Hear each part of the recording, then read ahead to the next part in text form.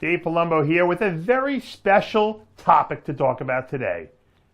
Insulin application in bodybuilding. We all know out there that bodybuilders today are obsessed with the use of insulin.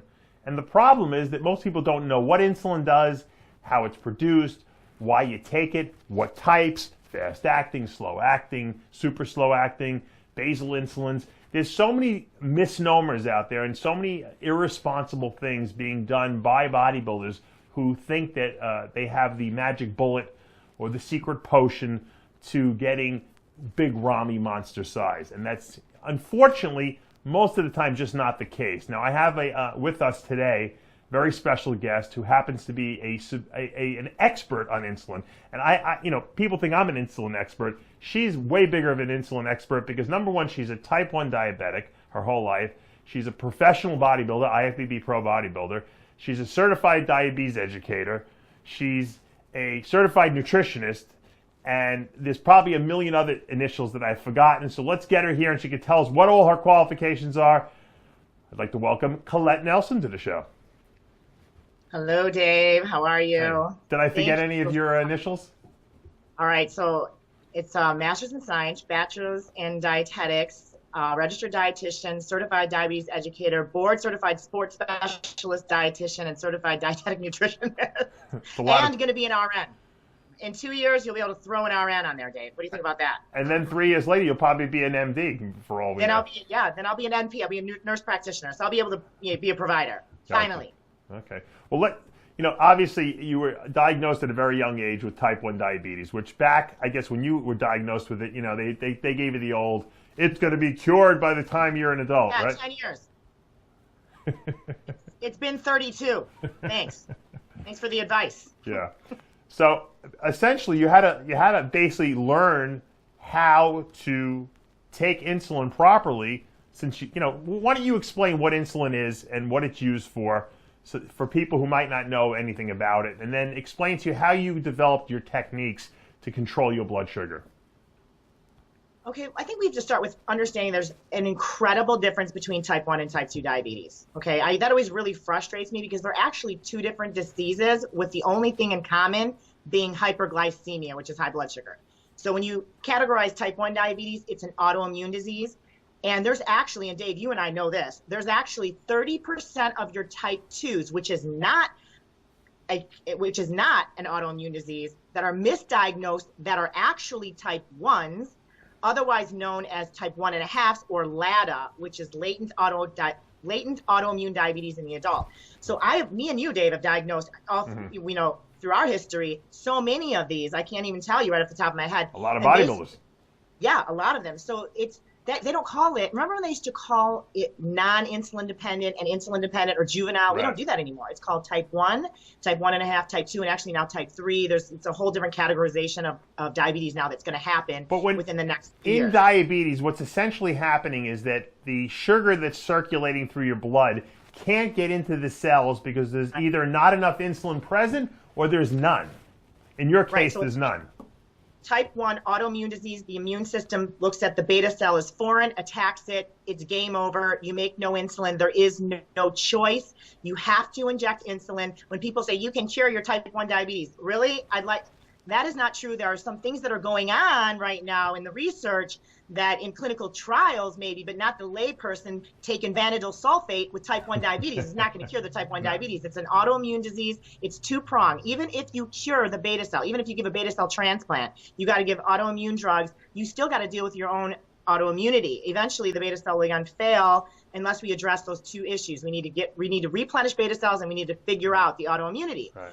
So we haven't actually been able to cure any autoimmune disease. So that's been an issue that's on the horizon to hopefully work with. So let's talk about what you need as a type 1 diabetic, someone who doesn't produce any insulin, what you need on a daily basis to regulate your blood sugar. Because there's several steps. And I only know this because I know you very well. It's not just take a shot at every meal. There's long-acting or prolonged release of blood sugar into the blood by the production of from amino acids in the liver, known as gluconeogenesis. So your body's always producing glucose. And then there's the glucose or carbs that you eat in your diet. So explain how you control your blood sugar. Yeah, it's really, it's complex. People don't understand. It's not like you just take an insulin shot and have a nice day. So you're actually, we'll talk a little bit about, hopefully over time, to discuss the new basal insulins on the market that are game changers for people with type 1. And if you are listening to that and you're still on Lantus and Levemir, you are back in the old school days. We are now on Tresiba and Toujeo, which are 42-hour, much flatter basal insulins, more predictable, more physiologic. So if you're listening to this and you're type 1, even type 2, Tresiba and Toujeo, it's a game changer. All right, well, why don't you explain what a basal insulin or a long-acting insulin does, and why do you take that? Yeah, and let's start with that, because this is, I'm sure, Dave, you had people discuss this, because I think there's a real clinical application in people that are bodybuilders that are destroying their beta cell using high dosages of growth hormone. And I know I'm onto something, and people understand where I'm coming from. If you think about physiology, you can develop type 2 diabetes. All right, but hold on, let me stop you. Before we get to bodybuilding, I want people to understand how a type 1 diabetic regulates their blood sugar, and then we will progress to bodybuilders and people who take growth hormone. Right, because it gets very interesting. So a basal insulin is the core. Everybody produces insulin every single hour. That is controlling the feedback from the liver. So if you don't have insulin in your body every single hour, your liver will counter-regulate and produce excess amount of glucose. So you're at a very big disadvantage. A lot of people will say, what's diabetes? It's a disease of not only the pancreas, but of the liver. They're not speaking to each other. And if you do not take a basal insulin as a type 1, and I've seen this, it's like craziness, you cannot regulate your sugar. You need insulin every single hour for the feedback to tell the liver to please stop producing glucose. Or I think what's also important for people to know is that even if you ate no carbohydrates whatsoever at all in your diet, your liver would still produce glucose in the liver, known as gluconeogenesis, and you would need insulin then to absorb that glucose into the bloodstream, or you're going to get high blood sugars, right? That's right. No matter what, you need insulin if you're not eating. Okay, so that's the biggest mistake type 1s do, and they end up in diabetic ketoacidosis in the hospital because they're like, well, I can't eat. I got a test tomorrow morning that requires me not to eat. Then they won't take their insulin, and their blood sugars skyrocket. And once it gets over a certain level, you can't rehydrate enough. You can't get the electrolytes in, and then you end up vomiting, diarrhea, and then it's too late. You're in the hospital. How much of these long-acting insulins do you need to take, and how frequently do you have to take them? So a long-acting insulin is typically, well, in the past, honestly, our long-acting insulins were, we had NPH, which was very unpredictable and continues to be like the most dreaded of basals because it's a cloudy one. You'll see it as Novolin N, Humulin NPH, and because it's in this protamine solution, to change the solution to make the insulin take a longer time to absorb, but it's unpredictable. The predictability of that insulin is horrible. What you want out of diabetes is predictability. So then they came up with Lantus and Levemir, and these insulin by the companies were touted as 24-hour insulins, but if you look deeper into their pharmacology and their pharmacokinetics, they really do not last 24 hours. That's the idea, and they sold billions and millions of dollars on that concept, but doctors started splitting them. So to be totally clear, most of your basal insulins of yesteryear, were Lantus and Levemir, basically did most of their work in 12 hours. So you're looking at them being taken once a day by the layperson and most endocrinologists and internal medicine, but technically they're better dosed twice a day, okay, to get a 24-hour protocol. Okay. But now, in 2000, and they started this in 2014, the companies have they learned that there was a need. And so they have developed insulins that they put in very tiny microspheres, so when it's injected into the body, it dissipates much, much slower. They concentrate the molecule. It's insulin, they just make the molecule tighter. So then when you inject it, it's actually lasting, it's much flatter, and it works in a much better way to be a once-a-day insulin. Because that's the idea. Take the basal insulin once a day, and then you take insulin at each meal, depending on what your carbohydrate intake is. What's the best new one? Right, Tresiba and Toujeo. Tresiba is a 42-hour insulin, and Toujeo is a 36-hour insulin. Why do they make these crazy names up for them?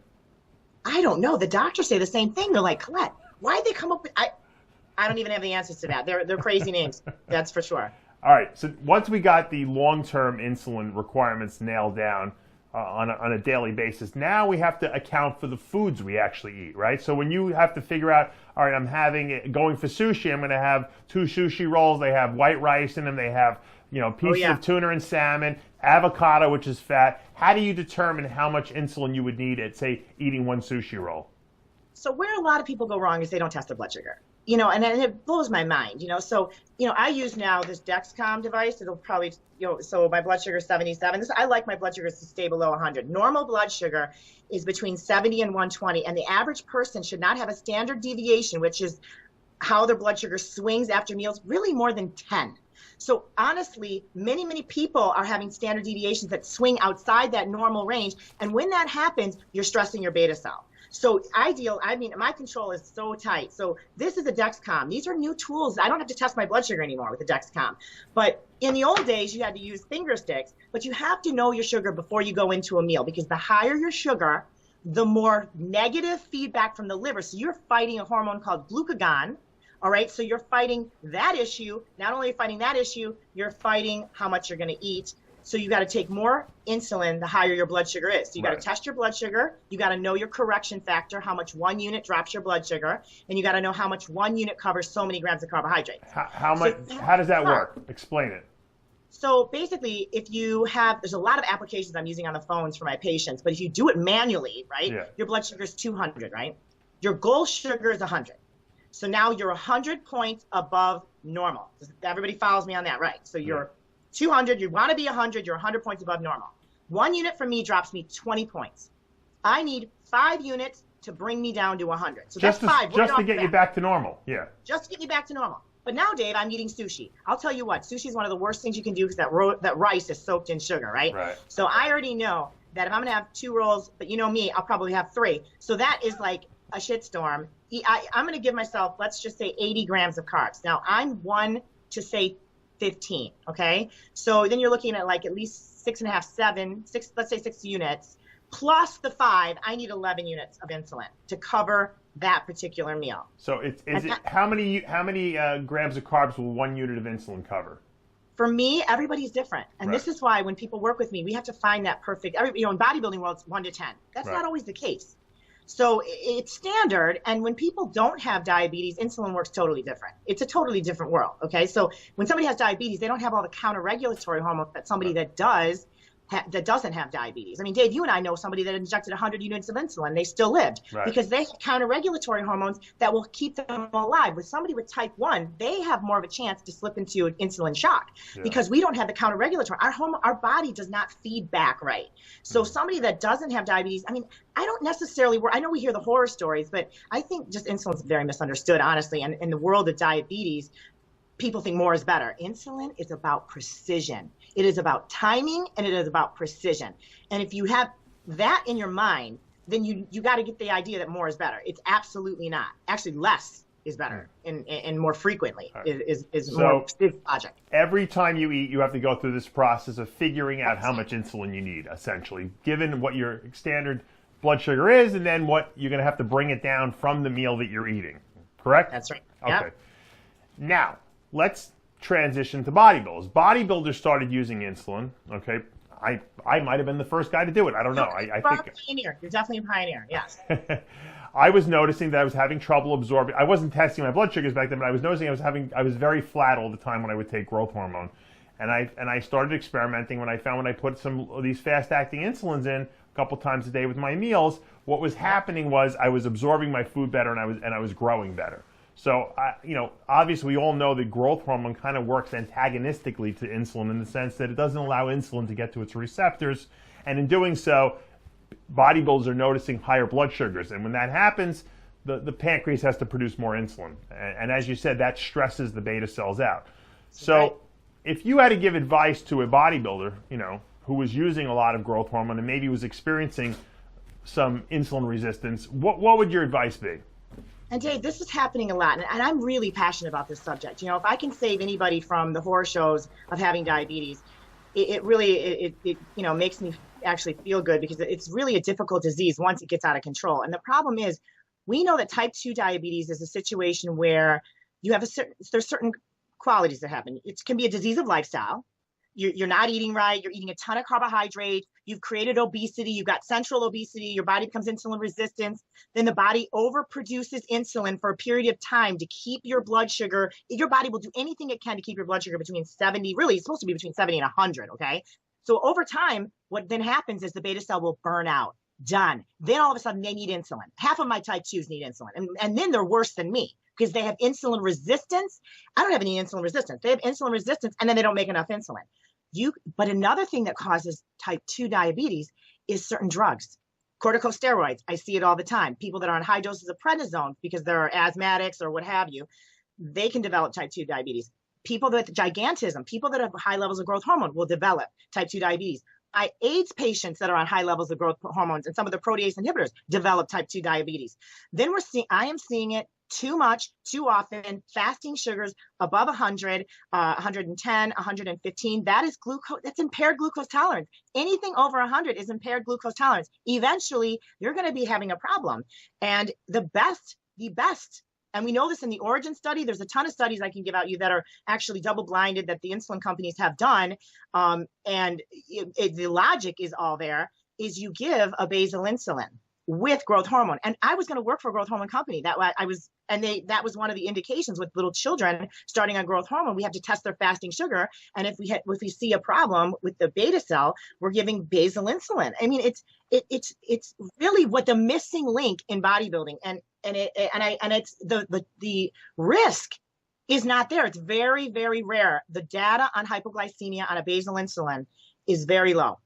Let's just stop for a second, because most bodybuilders want to take insulin not because they're worried about their blood sugars, even though they should be. They're taking it because they think they're going to get a performance boost out of it. And I've done a video before explaining that insulin, while being anabolic in the sense that it drives nutrients into the cells and reglycogenates the muscle, it's not a muscle building hormone. So more, like you said earlier, is not necessarily better. Your I guess, goal in trying to educate people, and obviously my goal in this show too, is to let people know that it's about blood sugar control. That's what we're trying to get. So if you're going to take growth hormone and your blood sugar's off, and you test your blood sugar and you have high fasting blood sugars above 100, you probably should be on a long-acting insulin that's going to help keep your blood sugars 24 hours a day lower, not necessarily banging shots of Humalog 16 times a day. Yeah, that is the messaging that I'm not trying to be irresponsible here. I'm trying to be responsible. And I have had, just in the past when I did Advices Radio, thank you, Scott McNally, on that. I mean, people that have actually looked at what they're doing. We know bodybuilders out there that have believed in this 1,000 grams of carbs, right? And the problem with that is stressing the beta cell as well. Right. Even if you're doing, if God forbid you're not doing insulin, you almost would need to do insulin to help take the stress off the beta cell in that sense. And if you're not, and I think back in the day, a lot of people weren't, and we're seeing this type of type 2 diabetes in a guy that's walking around at 5-6% body fat. It's definitely not the typical norm of what a normal type 2 looks like. Right. I mean, so what they've done is they've presented themselves with insulin resistance for so many years due to lifestyle with the high carbohydrate diets and their insanity to grow and their excessive amounts of growth hormone. I mean, really, over 6, you're going to see some negative feedback. And then 8, now it's 10, now it's 18, so you're going to see glucose resistance. And then the idea of testing that fasting sugar and seeing where you're at and basically trying to predict the future and act proactive, not retroactive. Because by the time that fasting sugar is elevated, you've already lost beta cell function. I am very sorry to say that, but that is the truth. I have all the data on that. So you've already lost. So now what can we do? We can try to keep whatever beta cell function we have safe, and we can do that. And the best way to do that is with basal insulin. Right. I mean, we know that. That's one of the best ways to do it. It can actually help take the stress off the beta cell and hopefully make it stronger. We can't kind of bring back some of those that have left us, but keep those cells that are still alive and working healthier. So we need to, we really need to start being more responsible, Dave, because we're seeing casualties in the sport. And, now that I've gotten older, I know you've gotten older. I mean, I'm seeing some things going on that people just are thinking, I'm living for now. And I'm like, oh man, well, that's great and everything, but you will be 40 years old or 50 years old one day, and then talk to me. My thinking always was, before there was really, Lantus was even in my brain, obviously, because we were experimenting back in the 90s, was, Humulin R, which is kind of a regular insulin. It's not super fast acting. It kind of has 2 peaks. It lasts for about 6 hours in your body. And if you did 2 shots of that a day, you're kind of covering the 12 or 14 hours that you're awake during the day. And then at night, it's not a big deal. Like I said, I never tested blood sugar, so I really don't know how well my blood sugars were controlled. I don't have any issues now, so I'm assuming I did a decent job with it. But what you're saying is, rather than do 2 shots like that of like of a regular insulin to just do a Lantus or maybe one of these newer insulins that are just going to cover you 24 hours a day, and then you don't need to do these fast actings because what bodybuilders don't understand is that they're still producing insulin because their beta cells work, so you don't really need that fast acting insulin. Right. So their bodies are still right. There's no autoimmunity. Okay. So what's going on is you're just counteracting the negative feedback you're getting from the growth hormone. You're adding a positive feedback, which is a basal insulin that works for 24 hours. So you're getting 24-hour coverage. And it's really easy to titrate too. I mean, you know, I definitely work with people, but you know, you start with the dose. Usually with a basal insulin, we start with your body weight in kilograms, and it's starting with around 0.2 units per kilogram. So that would be your starting dose, okay? And then I always tell people to start by cutting that in half, and then titrate. So there's absolutely the fear of that. So you take a look at what your normal body would need. Now remember, this is a person that makes insulin. So then you take half of that. So you've got 0.2 units per kilogram. Take half of it. Take it at night before you go to bed. So what, test your fasting on a 100-kilogram person, how much Atlantis would that be per day? So you figure you got, let's do, because my math is just so fabulous here. So we've got a 100-kilogram person, all right? Which is 220 pounds, essentially. Okay, sorry. So we've got, so 100, yeah, so then I'm making this hard for myself. You basically start that person on 20 units. That's what they would need if they did not have diabetes. I thought you said half of that amount, you said. You're going to take half of that. So if the person had diabetes, I would put them on 20 units. If the person does not have diabetes, I'd take half of that and start them on 10. Okay. And then I would titrate up. So here's what I would do. Now, if you're doing 10 units a day, are you doing it in 2 separate dosages? Not with the new basals. With Lantus, I would then do 5 and 5. Right. So then we'll start 5 at night, 5 in the morning. Test the fasting sugar. If it's 99, it's not good enough. Let's go up 6 and 6, 7 and 7, 8 and 8, 9 and 9, 10 and 10. So then we move it to whatever parallel we need to get the fasting sugar really ideally between 75 and 85. Mm-hmm. That is ideal fasting sugar. That is where the normal person will wake up with a fasting sugar around 84. And there's a really good, ideas floating around in the world of the anti-aging community where you should start utilizing a basal insulin really in your 40s and 50s, because we're starting to see diabetes type 3, which is Alzheimer's disease, because if the brain gets exposed to too much glucose, we're seeing that as dementia and Alzheimer's. So we're using insulin in these patients. This has been done in so many clinical trials. So I have actually in my family 2 people, Dave, that you know very well are now on basal insulin because their fasting sugars were over 100. They've never felt better. It's amazing. I mean, it's really a fast forward way of thinking, and eventually in another 10 to 20 years, people will be on a basal insulin just like you are on growth hormone, you're on insulin, you're on whatever you need, testosterone, whatever you need to replenish your missing link. All your hormones are getting depleted as you age, and insulin is a huge one. And insulin is the impact.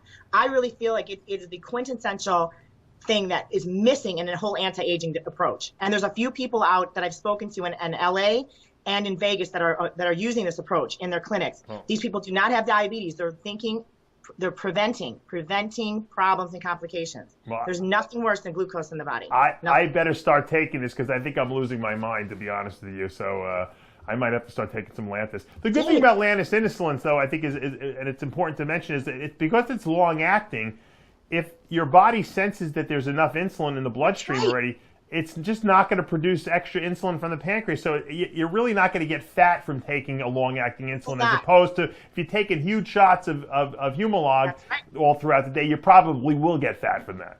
That's right, Dave, because you're feeding the insulin. A lot of these bodybuilders, which makes me crazy with intra-workout carbs. Dave, it makes so much sense. You're only working out for 50 minutes. I need to have pre-workout carbs. I got to throw in the inter-workout carbs. And God forbid I don't take 100 after the workout because I was killing it so hard in there with my 50-minute workout. I mean, I just hate getting into the whole concept, but it's so ridiculous that I can't stand it. So all you are is feeding the insulin. Yeah. So it's a storage hormone. How much? You can only store so much glycogen in your muscle. Right. You can only pull so many amino acids, but you didn't even barely eat any amino acids, just ate carbs.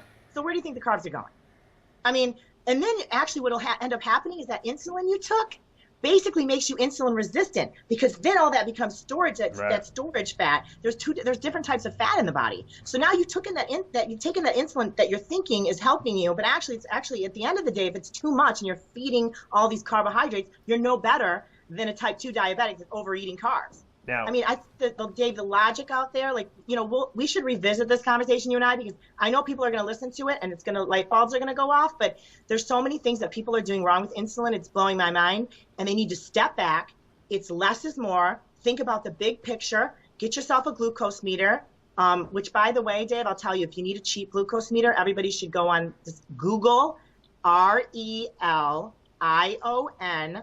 It's $10. It's a Relion meter. Don't buy any other meter because it's the strips that cost you the money. Right. $10 for the meter, $20 for 100 strips.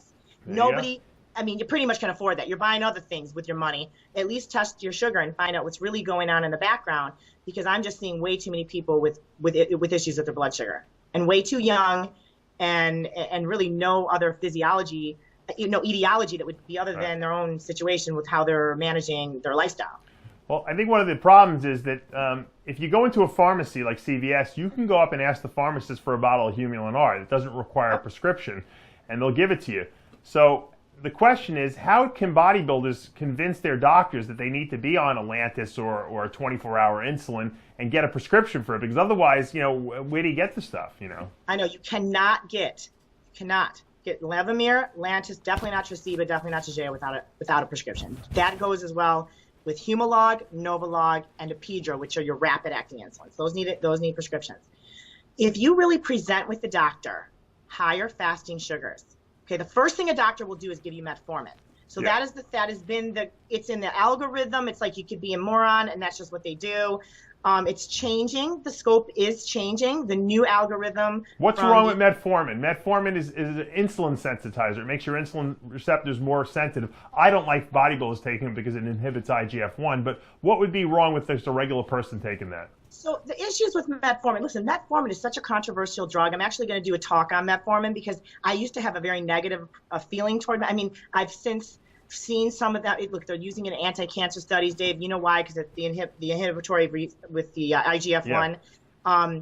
But it does act on the liver, okay? So my issues with bodybuilders using it is that, look, it has renal clearance. So now there's a new issue that has come out to their endocrinologist that we are actually discharging patients on metformin if they have any issues with their kidneys. So that's a little worry, okay? Then it is metabolized by the liver, excreted by the kidney, and God knows what other, I mean, listen, I'm not to say that bodybuilders are pure as the driven snow, because they may not be, so you're taxing your liver a bit. And then the side effects, Dave, you can't really eat on that stuff. So the problem is it really messes with your GI. And another problem with metformin is if it's messing with your GI, it's messing with your intestinal flora. So it's messing with your immune system. And not only that, it causes the depletion of B12. There's just, to me, Dave, there's too many things that, you know, beat you down to like. Yeah, well, all the bodybuilder has to hear is the IGF-1 inhibition, and then they don't use it. So you're saying insulin's a better solution. So let's say the doctor wants to put you on metformin. How do you tell the doctor, hey, I don't want metformin? You know, I want Lantus, you know? Right. It's so difficult, and I've had patients try to do that. And doctors say, no, we have to have you fail on metformin first. You know what I mean? So it's a very difficult run. Mm-hmm. Listen, I could talk to you offline if anybody wants to talk to me about there's ways around this, just got to be a little savvy on how you speak to the doctors. I mean, this is what I do for a living. I now work in endo practice, and you know, I'm full time, and you got to know how to approach a doctor or how to have the blood glucose logs that are going to lead you down that road where they would warrant. Or find the right doctor. How about that? Or find the right doctor. Find the right doctor that is really open to your lifestyle and understands. You absolutely need an endocrinologist. Your internal medicine guy doesn't even understand what insulin is. What's insulin? Wait, you actually inject that stuff? I mean, they're just, you know, they don't get it. You know, they had about a week of diabetes. Okay, so I found that there's a very I guess there's a scarcity of endocrinologists, because a couple people have asked me to recommend some, and I called a couple people up. There's not a lot of endocrinologists out there. I'd have to say that it's probably the least popular doctor out there, and yet they seem to be in high demand. They are. The average wait for an endocrinologist is 6 months, okay? And the reason why is it's terrible. They don't have most endocrinologists don't have all the little gadgetry to bill. So a lot of people love to go into the different things they can bill for that, bill for this, bill for that, bill for that. Endocrinology is the least, you know, is the field that most residents just do not want to go into. Yeah. So as per diabetes, 85% are being managed by internal medicine, and only, you know, and the other ones are waiting in line to see the very few endos that are out there practicing. So, all right, well, this was a lot of great information, I think, for the bodybuilding community to ponder in their heads. If you're using high amounts of growth hormone, when do you think that insulin resistance starts? What dosage of growth hormone per day? I mean, I really think it's obviously individual. The lighter you are, and then the more growth hormone you're taking, obviously you're putting yourself at more of a risk. So the larger your body, it's just, the bigger the system, the smaller the system. But I mean, I always say when you really start exceeding 6, you're going to see some negative feedback. Now, Boston Lloyd taking 27 IUs of GH a day. How much Lantus should he be on? Because I know he's listening. Right. No, he absolutely needs to be on a basal insulin. So how much? Well, depending on what he weighs, we could estimate he weighs, what is he, 260? No, let's give him the 100 kilogram guy. So he would take 5 units of Lantus in the morning and 5 at night, basically. It would never be enough though, because we'd have to counteract the amount of growth hormone. Right. You know what I so mean? how do you figure that out?